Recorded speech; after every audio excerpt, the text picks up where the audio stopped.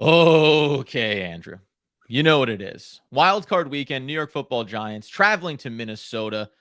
3-point dogs still, we think. Has the line moved at all as we turn our attention to prediction time? Who we think could be the standouts? Boy, I mean, having you do Andy's bet of the week in a critical moment like this, your entire podcasting career could be on the line. Listen, I've been doing well with Andy's bet of the week the last couple weeks. I gave you a long shot a couple weeks ago. I gave you the under in the game last week. I feel really good about where I'm at, but I'll give you the Minnesota Vikings are 3-point favorites against the Giants. Here we go. So far, betting money has been on Minnesota, surprisingly more than the Giants, and the over under has moved from 47.5 to 48.5, which makes sense. People like the Vikings, so the number goes up because they have a very high powered offense. You'd like to think the Giants are going to win this game. The least likely scenario is going to be in a shootout. But again, I don't know. What are your initial thoughts about the line being at 3? Yeah, I'm fine with it. I think it's a bit of a coin flip. I mean, listen, if you asked me what's more likely after it being a close game like it was during the regular season, it's likely that Minnesota could win this game by 2 touchdowns, right? And the fact that it's that close, we talked about it before. Vikings have played a lot of close games this year. They don't have a good defense. And if I'm going to think about, I don't want to cast it like this. The Giants have been incredibly well coached all year, right? And it's not knocking the Vikings. I think the reason why the line is that close is because the Giants have quote overachieved this season. So it makes it really hard for you to set a line that the Giants are going to get blown out in. Because guess what? For the most part, 2 games all year that they lost by more than a single possession. Yeah, I couldn't agree more with you. And it feels like 3 points is a probably pretty adequate number. You think about it, the Minnesota Vikings are at home. They're 8-1 at home. They play very well at home. And they're being led on offense by a fantastic offense. Kirk Cousins has played some of the best football of his career. Justin Jefferson almost broke the wide receiver record for Yep. yards this season. He had over 1,800 yards. TJ Hawkinson had almost 1,000 yards after coming over from the Detroit Lions. And Dalvin Cook is a top, 7, 8 running back in the league. Their offense is super potent and they can score at will. I think what's interesting is everyone just saw these two teams play a couple of weeks ago and saw that it was a relatively even match with the Minnesota Vikings winning by a field goal. So they're like, I don't know. Let's put it at 3 points. Oh, okay. That's good. You know what? 3. Let's call it 3. That being the case, then, are there anything else when you look at those props? You said that where the line is set, you taking the over, you taking the under. Where is Andy's bet of the week? So, what I find fascinating is I like looking at the anytime touchdown score. I Yeah, feel you like do. that is always a good one to try to figure out how the Giants are going to utilize people. And surprisingly, obviously, Saquon Barkley is number one for the Giants in terms of the best odds to score. Running backs usually have that distinction anyway. Next in line is actually Daniel Jones because he has used his feet so much in Yeah. recent weeks, especially in that clinching game against the Colts. But Adam, I just go back to the anytime touchdown scorer of Isaiah Hodgins. It's like his emergence, it feels like the betting lines in Vegas have not caught up with the fact that he is our number one wide receiver right now. He does get the targets and he gets them in the red zone. And when you think about Isaiah Hodgins, it's plus 280. So you're almost getting 3-1 on your money that Isaiah Hodgins can get in the end zone. For me, I think that is the clear cut bet that I would take, for Andy's bet of the week. Yeah, I don't mind it, man. I was trying to find, like, I'm looking through some of these and, like, looking, like you said, like anytime score, like an anytime first half score. I'm gonna go inside of there. I'm gonna stay with your touchdown resume there. If I scroll down it, man, takes you a bit of time before you get down to how about this one? First half scorer, Daniel Bellinger plus 475. I like that. I like the idea of getting into the red zone here, of being a little dangerous and having Daniel Bellinger. It's weird. This is the weird part about the Giants not having any like clear cut number one and everyone's kind of a weapon is maybe Daniel Bellinger doesn't get overlooked the same way that he would if you had a true number one wideout. But I don't mind. I don't mind taking a little look at something like that there if I am staring down some of these. I want something sexier. You know how I like to do. I will get on social. I will get a parlay going here in this game.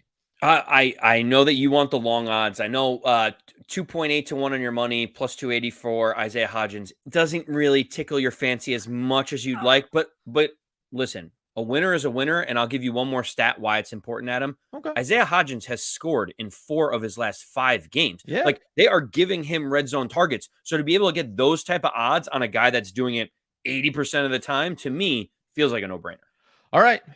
What is the no-brainer for picking how this game turns out? We know the line. We understand how these teams played one another in their last meeting, Andy.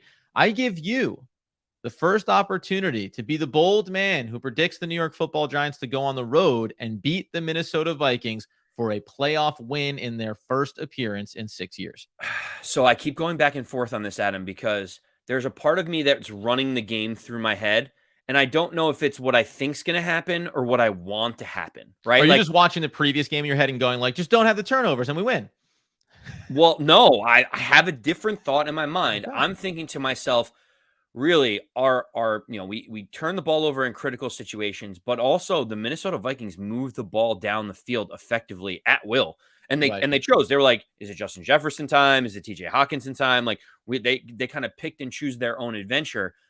Man, having Xavier McKinney back for this game, having potentially Adoree Jackson back for this game, having Jared Davis that I talked about before at the middle linebacker position, having these reinforcements on the defensive side of the ball makes me believe that the defense can at least contain Minnesota more than they did in the previous game. Think about it. They gave up 27 points to a team that averages in the mid 20s. So for me, Adam, I think this is going to be one of them where we look back and we say the defense ended up being the reason why the Giants are advancing to the next round. I know we're all putting this on the shoulders of Daniel Jones. I don't know. I see Kayvon Thibodeau or Azeez Ojulari coming up in a big way. I see that secondary getting a critical or key stop because they now have the talent out there during this playoff game. I'm going to go with the New York Giants pulling off the upset 24-20 against the Minnesota Vikings. 24-20. Wow. Um, like you said, man, 27 points. They have the end of regulation, their field goal to win. So, technically you look and go, well, they held them to 2 field goals out of those 5 scoring possessions. Reality, you only needed the field goal to win the game. So could that have been 4 if it was necessary? And then also getting them over 30 points, obviously, as well. One other prop that I will throw out inside of my prediction here would be the second half anytime touchdown score, New York Football Giants defense, plus 850. And I think to your point, so I'm always going to go on the optimistic side when it comes to the playoffs for the New York Football Giants. They've been a team that has not necessarily been respected throughout the course of the season. And basically everyone starts to turn and say like, hey, they earned it, right? As you get into like week 17 and 18, and you know that they're going to be in this kind of situation. I think you're right. I think Kayvon Thibodeau, Azeez Ojulari. I actually think Dexter Lawrence in a lot of ways in that middle, especially with whatever. We all know Leonard Williams is not 100% healthy. But whatever he has, if he can just be the 4th guy behind Azeez and behind Thibodeau and behind Dexter Lawrence, who ends up just kind of coming and cleaning up some messes, I think there's a real opportunity to be disruptive there. Big concern for me is what we didn't see last game, and that's Cook in the receiving game. So if you're, kind of running some bubble defenses and you're saying we're going to keep everything in front of us, you're going to have that 5 to 15-yard territory from the line of scrimmage where Cook could really be dangerous. Maybe Davis does step up. Maybe it comes down to Landon Collins. Really, I don't know how good Collins is at this point in his career. I just know that he's leaps and bounds better than the other guys we've had playing in and around that line of scrimmage, right? But I think that this is like, if you believe that Daniel Jones has gotten to a point where he should be the franchise quarterback, and I have a very fun conversation to have in the offseason with Giants fans. I think that this is a moment where he repeats the performance he had last game. I think you get big performances from the wide receiver room, and maybe it just comes down to Richie James making the key catch when it matters, right? Isaiah Hodgins stepping up. Maybe it is the one-off for Kenny Golladay. I believe the Giants can win this game. And I don't, they didn't play their best game the last time out. They turned the ball over twice and lost on a last-second field goal. Give me the New York Football Giants. I don't see them holding the Vikings to 20, but I will flip the script from last time out. Let's say 27-24, New York Football Giants. They advance out of the wild card round, and we're staring down the barrel of whoever wants a piece of us. I mean, how sweet would it be? Adam, I can't believe I'm thinking about the New York Giants potentially winning a playoff game, but that's where our predictions are. Like going into the season, we never thought that this moment would be possible. I'm excited, and honestly, the Giants feel like that team that's starting to get momentum. And if this defense does what we think that they can do, remember, Kayvon Thibodeau had the key strip sack fumble touchdown against Washington to really vault us in a must win game. If he does something very similar to that, which I think he has the capability to do, he likes it when the lights are the brightest. This is his opportunity to shine. I really, dude, I really do think at the end of the day, as we like to say, that, I said defensive touchdown, but it's about the pressure. It's about maybe a ball that doesn't quite have the air underneath it because Kirk Cousins is getting rid of a little bit too soon or throwing off his back foot. Then it's about those secondary members, right? If it's going to be Cordell Flott out there for, this is the thing too. There's going to be a random possession where someone you don't expect is in a key spot to make a key play. It's why I mentioned on our other episode, Lawrence Cager. It's like, hey, if you get that one route in the game for a 25-yard catch, you better bring it down. If that loose wobbly pass goes out, you better intercept it. And I do think there's a moment in this game where we'll either look back and say, wow, that's how the Giants flipped the field and gave the offense a short field to operate with, or the Vikings narrowly escape a critical mistake and could see themselves going down for a touchdown drive and all of a sudden widening that gap a little bit. So end of the day, man, it's just incredible that we are talking about New York Football Giants possibilities, man. Just possibilities, playoff possibilities. It's insane. I can't get over it, man. It's going to be great. I cannot wait for Sunday. Last thing I will say, and Yeah. I think this could be the difference in it. I talked about Kayvon Thibodeau, but remember, they made a 61-yard field goal. They had kick returns all day. Jamie Gillen shanked a punt at some point. Yeah. Special teams, when you have Yes. these teams that are like razor thin margin, will Gillen have the punt that flips the field, or will he have the critical mistake that really cost the Giants? I think special teams, it literally could be the difference between a win and a loss. And let me, I'm sorry, I'm going to keep going. The longest end of the day in history for OGP. Micah McFadden has continued to look better and better over the course of this season.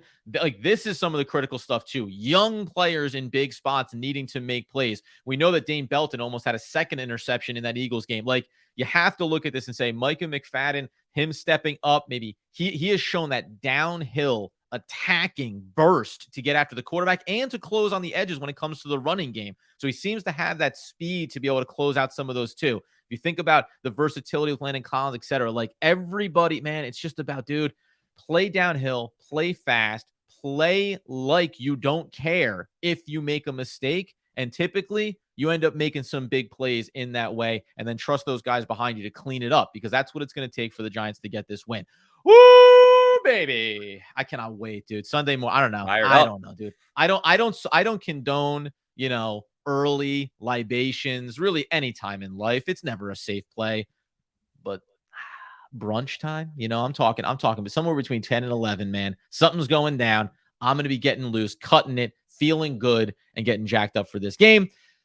Until then, man, keep it on our social, because we'll probably have something extra coming for you Sunday morning, as Andrew Makowitz would want, need, and nay, now more than ever, as the New York Football Giants enter the playoffs, demand the people know.